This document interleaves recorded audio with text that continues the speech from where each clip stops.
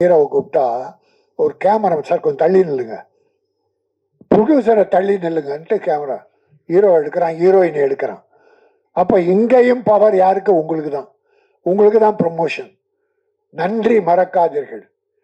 என் நன்றி கொன்றார்க்கும் உய்யுண்டாம் உய்வில்லை, செய் நன்றி கொன்ற மகருக்கு என்று வள்ளுவன் சொன்னான்.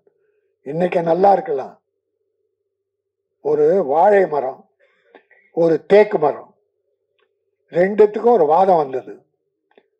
வாழை மரம் தேக்கு மரம் வாழை மரத்தை கிண்டல் பண்ணி, நீ ரொம்ப ஷார்ட்டா இருக்க, நீ விலை கம்மி, நான் தான் உயரமா வளர்றேன், என்னுடைய மதிப்பு அதிகம், நான் பணக்காரன் வீட்டிலெல்லாம் வீடுகளில் நிறைச்சி அழகுபடுத்துறேன் அப்படின்னுச்சு.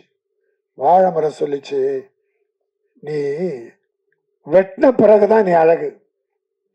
உன்னை அறுத்து மரம் வளர்ந்த பிறகு தேக்கு மரத்தை அறுத்து பீரோ செய்கிறானோ என்ன பண்றானோ, பொருள் அழகிய பொருள்.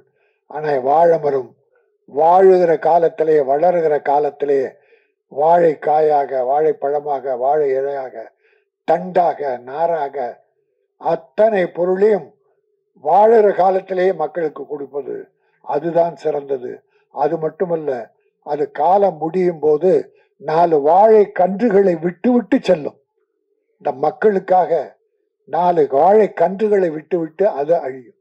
அதை கல்யாண வீட்டில் மாட்டி வைப்பாங்க, கல்யாண வீடு அலங்கரிக்க. அப்படி வாழுகிற காலத்தில் அடுத்தவர்களுக்கு உதவியாக இருக்க வேண்டும்.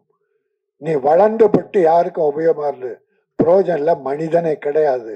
ஆகவே இந்த எனக்கு தொழில் ரொமான்ஸ் மிகப்பெரிய வெற்றி பெற